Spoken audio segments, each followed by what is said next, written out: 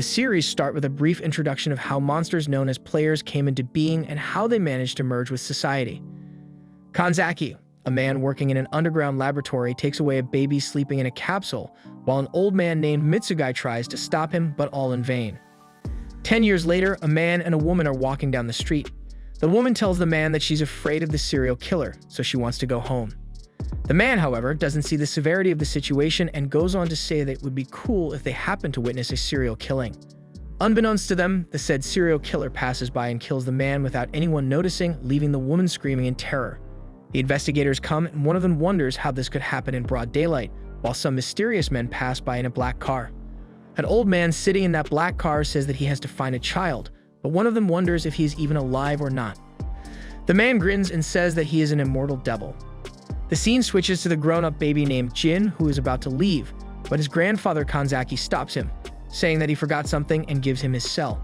He finds a woman named Akemi in trouble and saves her by beating up the attacking thugs for 10,000 yen.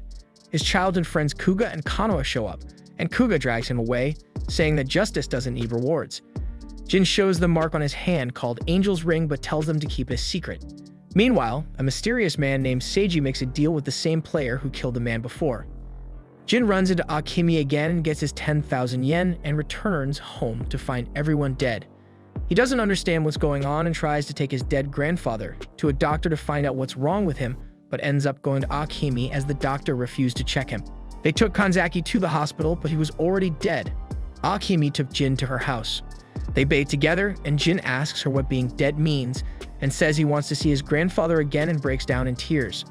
The next day, they go shopping but are attacked by the same player. Akemi tries to protect him, but ends up getting slashed in the face, which infuriates Jin. He activates his powers of Zet, takes out the player with one blow, and ends up falling unconscious. Later, he wakes up in a hospital with an investigator by his bedside. He gives him some words of advice, and Jin asks him what hope means. He takes Jin to Akemi's room and tells him that she is his hope, and they share a hug. A few years later, Seiji is featured talking with another rampaging player with fire abilities. In downtown, a fight breaks out between two homeless guys. Kanoa, who is distributing food with her mother, tries to stop the fight. Just when she is about to get attacked, a teenager steps in and stops the fight. The teenager turned out to be none other than Jin himself. He walks away and goes to Akemi, who is now working in a stall. In the underground laboratory, Mitsugai is working to create another Zet like Jin, but fails to do so even with Kanzaki data. In a party arranged by Amagi Corporation, the adult Kuga makes a statement to become an ally of justice like Alphas, who is a superhero in an anime. He goes out and joins his crew to locate the arsonist. Meanwhile, Jin walks out from home because of itching in his senses. He discovers the arsonist in a building and fights with him. The arsonist gives Jin a hard time. Meanwhile, Cougar reaches the building with his crew. He meets with Jin and uses his fire-extinguishing spray on the surrounding fire. They discovered a family stuck in the building. Jin throws the family with the bed down to save them. Kuga escapes the scene and unintentionally gains the credit for saving the family. Jin struggles against arsonist and ends up activating his Zet powers. He transforms into a monster and kills him with one punch. Jin escapes the building and falls unconscious. Kanova takes him to the hospital where her grandfather Mitsugai identifies him as the child, taken by Kanzaki. Jin wakes up and finds his foster mother held by a player. Jin transforms in rage to save his mother while Mitsugai and other scientists keep track of his transformation from outside. He kills the other player with a single punch as usual. For the first time in his life, Jin witnesses his Zet form. In a rage, he breaks the glass of the laboratory. He is shocked to find that his mother has turned into a player and he must kill her, as Zet form cannot stand a berserk living player in the surroundings. The armed men of Mitsugai shoot his mother as he fails to kill her. Jin breaks into tears while returning to his human form. Mitsugai gives him a dose of medicine and takes him to an abandoned underground facility. He explains to him that they made him and Kanzaki was his father. Mitsugai develops some monsters to make money, but these monsters developed intelligence and broke out in human society. To atone for his sin, they made a powerful monster with the power of Ring of Exposure that can reveal a monster disguised in human flesh, and that monster is none other than Jin Kanzaki. Just when they are leaving, the Ring of Exposure on the wall begins to resonate with the ring on the left arm of Jin, indicating they are connected. Mitsugai takes him to the stall where Akemi is working perfectly fine. He breaks it to Jin that the Akemi he saw in the laboratory was a monster made by them to test his Zet transformation level. Jin decides to meet her, but Mitsugai stops him. He tells him from now on he should maintain distance from his beloved ones because if he lives with her, other players will target her. Upon reaching the household of Amagi, He asks Jin to join him so that he can stop the players from wreaking havoc. Jin accepts his offer as the old guy promised to heal off the scar on her foster mother's face. He tells him about the final form of Zet, which is red and more powerful than all players. Seiji is found wandering near the abandoned facility. He discovers a broken part of Ring of Exposure, to which he smiles and walks out. 2 years later, the investigators discover another case of killing. This time, the victim has turned into sand. In downtown, several players are killing humans. A red-haired girl unintentionally witnesses the whole thing. She leaves her case and runs for her life. The player keeps on searching for her. The girl hides in a small house while the men from Amagi Corporation watch the whole thing from cameras. We see a flashback where Mitsugai conducts various tests on Jin to transform him into Zet, but all in vain. They developed a gum called Activation Gum to kickstart his transformation, but still the results were not good. On the other hand, Konoha and her mother continue to distribute food to homeless people. In the Amagi Corporation building, the teammates of Kuga present him with new gadgets capable of helping in various situations. On his way back, the secretary of his father encourages him to continue his work of justice. He tells him about his secret project of creating a powerful suit with the military technology of the company for him to continue his work for justice. Konoha comes across Jin again. She tries to talk to him, but he tells her to stay away from him. After coming home, Jin finds the red-haired girl hiding in his house. He tells her to get out, but she explains about the dangerous man outside looking for her. He gives her food, to which she compliments him a lot. She tries to ask him more, but Jin ignores her. Suddenly, he gets a stench and heads out while telling her to stay in the house. She chases after him and finds her lost bag. As she grabs her bag, the man from before appears behind her and holds her down. She tries to fight back, but all in vain. Jin intervenes and demands 10,000 yen for saving her, to which she happily agrees. The man attacks him, but he brilliantly counters and attacks him. The man reverts to his original player form, and Jin ends up taking the activation gum. Despite activating some power, the man beats him up. The subordinates of Mitsugai shoot the captured girl with a sleeping drug. As the player drives Jin to death, he miraculously transforms into White Zet, a new form, and kills him. Mitsugai is thrilled to see this transformation of Zet. However, things are not normal yet because the player's main body has escaped. The man dressed in a white suit known as Sweeper kills the player's main body because of a violation of their rules. The man belongs to Evol, an organization consisting of elite players. Jin reverts to his human form and takes the girl home. Upon reaching home, Jin is backstabbed by the Sweeper, and Mitsugai is shocked to find the existence of Sweeper. Seiji intervenes and tells the Sweeper to stop because their boss will be angry over his death. Jin asks questions, but he tells him they are secret. Seiji tells him he is waiting for his final transformation and leaves. Mitsugai and his men reach the destination and are relieved to find Jin alive even after encountering Sweeper. On the other hand, Kuga visits the secret lab with his father's secretary. His team presents him with a strength suit developed following the superhero Alpha's suit. Kuga points out the mistakes in the design and asks them to modify it. Kuga thanks the secretary for his continuous support. On his way back home, he encounters a man who claims to be his fan. He tells him that he will support Kuga if he manages to clear some tests for a hero. He shows him a video of Konoha drowning in the school's swim pool while her teacher stands still in the corner. He also shows him 3 girls in danger who also happen to be his fans. He asks him who will he protect as a test. Kuga rushes to the school of Konoha only to find her safe taking swimming classes with her teacher. The scene shifts to a bar, where the man is giving money to Konoha's teacher for her fake actions. The bar turns out to be the base of Evol, and all people in the bar are elite players. The next morning, Kuga sees the news about the murder of 3 high school girls just like the man told. He receives a call from that man who tells him that he failed the test. Kuga asks his secretary to locate this man to stop him from future murders. He receives a call from Konoha. She invites him in her plan of meeting Jin, but Kuga harshly refuses. Next, we see the same 2 players from earlier who escaped from the battle with Jin. Soon they are interrupted by Seiji, who compels them to kill Jin as they despise him. He also assures them that he will stop the Sweeper from interfering, to which they happily agree. The scene shifts to Jin, who walks out with a red-haired girl to buy food. He comes across Konoha, who is surprised to see Jin with a girl. Jin leaves after having a short conversation with Konoha. Suddenly, Jin comes back due to his 6th sense only to find the players who kidnapped Konoha and her friend. The man reverts to his player form and attacks him. Jin suddenly realizes that he has left the activation gum in the home, much to his dismay. On the other hand, Kuga receives a call from Konoha asking for help. Kuga equips the modified suit and leaves to save her. Jin sustained heavy damage during his fight with the player as he couldn't transform. Mitsugai and his team continue to track his stats for Zet transformation. Jin gathers his strength and lands a solid punch on the player, but he turns out unharmed from the smoke. The other player tortures Kanoha to the point she ends up wetting herself. Jin leaves to save Kanoha after dealing some damage to the player. Jin enters an abandoned building and saves Kanoha, but the hiding player attacks him and pierces his weapon-like sharp limb through him. Just when things are looking very grim, Kuga makes an appearance in Alpha's suit and kills the player with his beam gun. He experiences another challenging choice as his helicarrier can lift up only 2 people while there are 3 injured people, including Jin. He carries Kanoha and her friend to the helicarrier and sends them off upon constant pressure from Jin. Kuga explains to him that he has become Alphas to serve justice. Jin leaves to kill the remaining player. However, he struggles to stand because of severe injuries. The homeless guys gather to fight the player. Kuga steps in to save them. On the other hand, Seiji makes an appearance and throws Jin into a room. He breaks it to him that he knows all about him and how he's trying to transform into Zet by damaging. Seiji takes out a stake made from the fragments of Ring of Exposure taken from the abandoned facility. He engraves the stake in the chest of Jin, making him scream in endless pain. Soon after, a spark of energy emerges and Jin's ring on his left hand begins to glow, transforming him into Zet. First, his body turns black and white, which is an indication of the third form, but the transformation doesn't stop there. After a massive explosion, Zet achieves his final form, which is red and black in color. The impact of transformation destroys the whole building, and after the smoke screens, Zet in his marvelous final form surfaces. Seiji is delighted to see him in his final stage.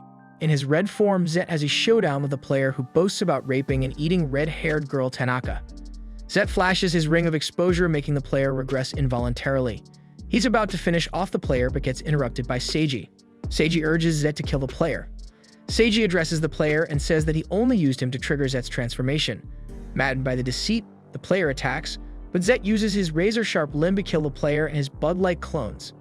As the workers of Amagi Corporation monitor Zet's transformation level, they are alarmed to see a continuous rise in the transformation process. Meanwhile, in the hospital, Kanoha's condition appears to be grim.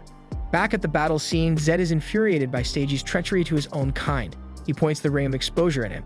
Seiji confesses that the ring will not do him harm as he's different from other players. With that, he bids Jin farewell.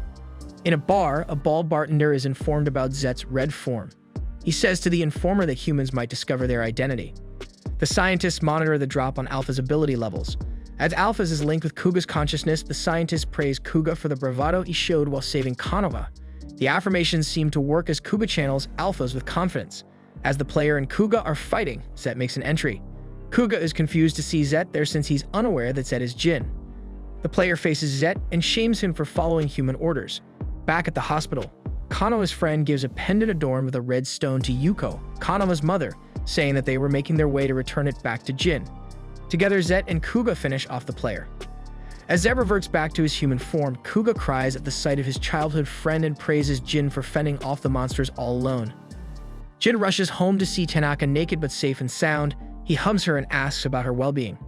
After securing Tanaka and finishing off the players, Jin and Kuga are praised by the locals for their bravery. Then 2 men in suits appear, informing the boys that Chairman Amagi awaits them. Mitsugai apologizes to his grandson for finding out the truth in such awful conditions. Kuga pleads with his grandfather to disclose the secrets regarding Jin and the players.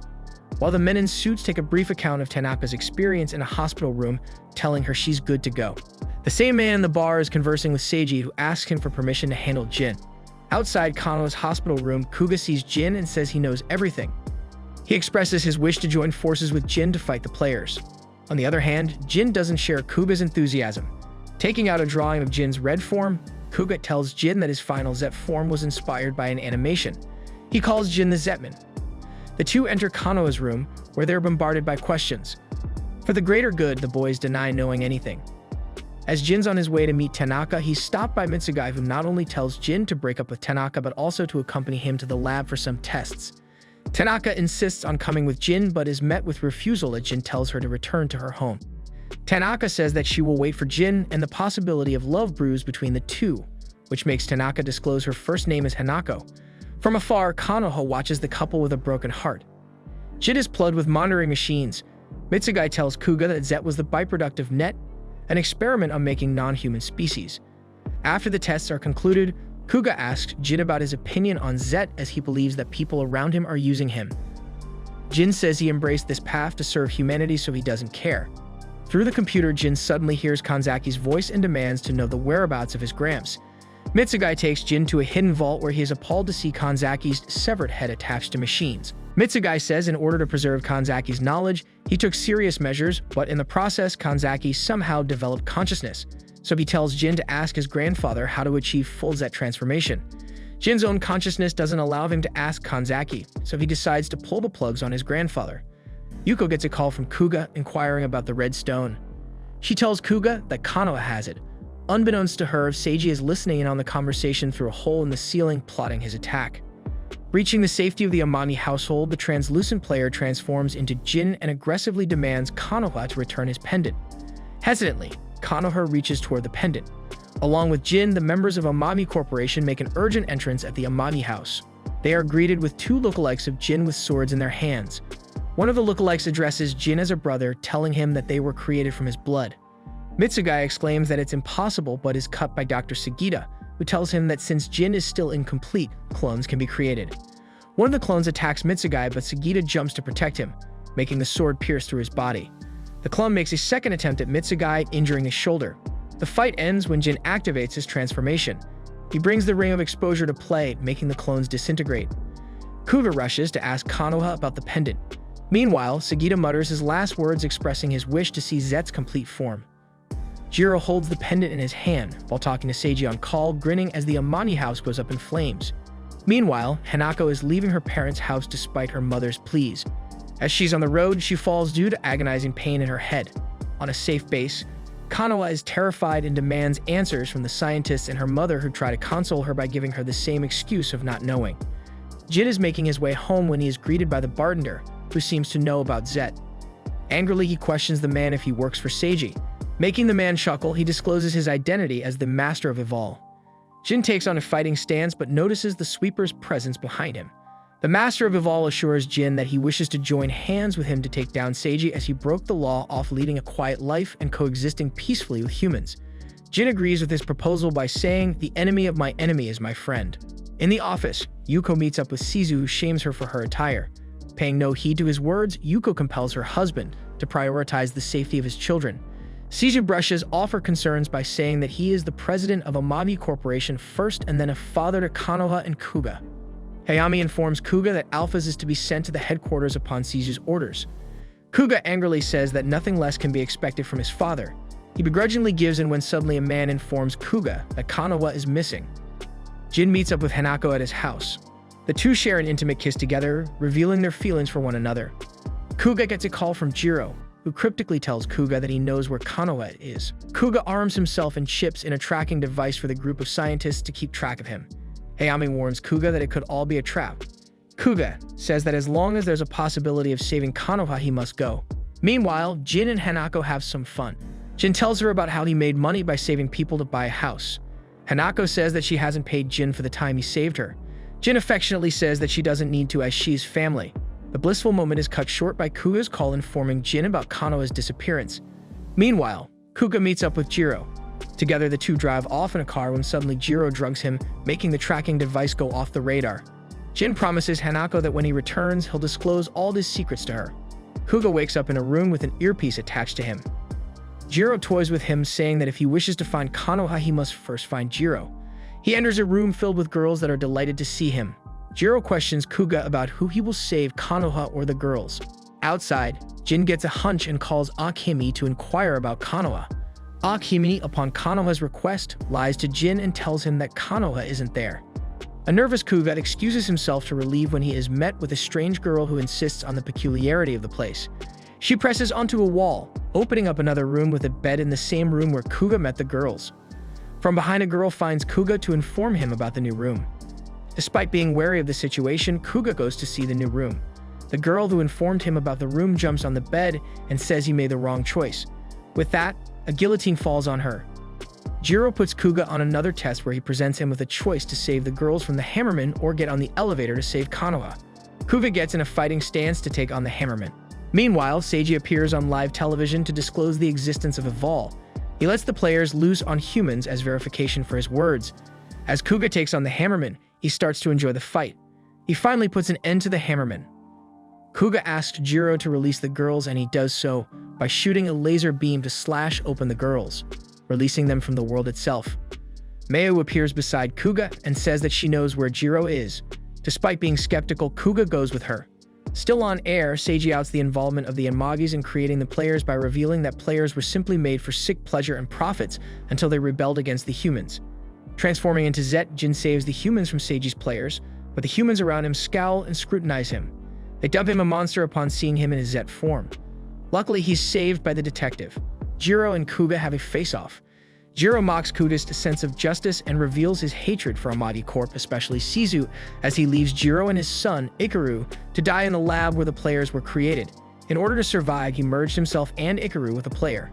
Jiro proceeds to say that he aligned himself with Seiji to take down the Amagis. Hayami steps out from the shadows, and Kuga is flabbergasted to find Hayami conspiring with Seiji to rule over the Amagi Corporation. Ikaru also unveils his ability to control people by bugging them. Meanwhile, Shizu holds a press conference with Mamoru to defend the name of Amagi. Unbeknownst to him that Mamoru is bugged by Ikaru. In the middle of the press, Mamoru acts out and says that everything Seiji said was true and then shoots himself. Hayami says that he will make Kuga a hero for the world after he kills his father. In a fit of rage, Kuga uses his gun to land a triple kill on Jiro, Hayami, and Ikaru. Mayu comes out of her bugged state now that Ikaru is dead, and together, the two step out of the building where they're greeted by the scientists. Kuga dons the Alpha's suit, ready to fight. Meanwhile, Seiji launches an assault on Shizu. Despite having a backup, Shizu is overwhelmed by the players. Jin makes an entrance in his Zet form but is quickly overpowered by Seiji, who says he will help Jin achieve his full transformation. Disengaging the limits on Alphas, Kuga takes flight to defeat Seiji. Meanwhile, Seiji pierces Jin with his mere fingers, making him double in pain. If Jin wishes to save humanity, he must stab himself with the stake made out of red stone to achieve complete transformation. Seiji, about to impale Jin with the red stake, is interrupted by Kuga. Jin tells Kuga to get the stake from Seiji. Shizu orders Kuga to kill Jin, but to his dismay, Kuga points his gun at his father, calling him the root of all evil. Shizu orders his soldiers to finish off his own son. Jin tries to stop Kuga, but his appeals are unheard. Yuko jumps to save Shizu, but all in vain as the bullet goes past her, injuring Yuko and killing Shizu. Seiji beckons Jin to stab himself so he can eviscerate humanity. Kuga urges Jin to not do so as he believes that the red stake is stained with evil. Jin goes ahead and impales himself anyways when Seiji uses Hanako as bait. Lo and behold, Zet finally achieves his mighty transformation, giving him the appearance of no less than a titan with red and black skin. Zet's ring of exposure gleams, tormenting the crowd of people with headaches. Just then, Hanako transforms into a player. Seiji, now in his monstrous form, informs Jin that the ring of exposure causes the players to regress, ensuring that they never revert back to their human forms. Jin is in disbelief to see Hanako as a player. Kanoa is watching everything unfold with the detective by her side. The detective notes that Hanako is the sand monster that turned humans into sand. Kuga valiantly battles the players while Seiji reveals that Hanako was a trap for Jin. He taunts Jin for the dreams he shared with Hanako. Jin gets a flashback of all the people that touched his life. He calls Seiji a liar and with that, staggers to attack him. Seiji taunts Jin to kill Hanako as he was made to be the harbinger of death for the players. With Kuga's wicked sense of justice running on loose, he uses his sword to finish off Hanako. Seiji mockingly thanks Kuga for bringing a callous Jin to the surface. Traumatized by Hanako's loss, Jin marches towards Seiji, who beckons him to finish Kuga as he's the real enemy. Jabbing his hand inside Seiji's chest, Jin takes out his heart and crushes it, sending Seiji to his demise. On the sidelines, the detective and Kanoha watch Kuga unravel into madness. He retorts that Jin is no longer a hero, and as long as the ring of exposure exists, humanity will be at threat, so Jin must perish. Jin says he doesn't give a damn, making Kuga point his gun at him. The sound of a bullet rings in the air. 3 years later, Alphas is making headlines as a hero who saves people from the players that quench their bloodlust by preying on them. In his day job, Kuga works as the president of the Amagi Corporation. Mayu greets Kuga lovingly, and they talk about the event that took place 3 years ago. The flashback picks up from the fight between Kuga and Jin. As Kuga pulls the trigger, Jin appears behind him with the speed of light. Kuga tumbles back as Jin unleashes the might of Zet's charisma, gaining a tail and bat-like wings in the process. The surge of power emitting out of Jin is felt by the leader of Eval in his bar and by the sweeper.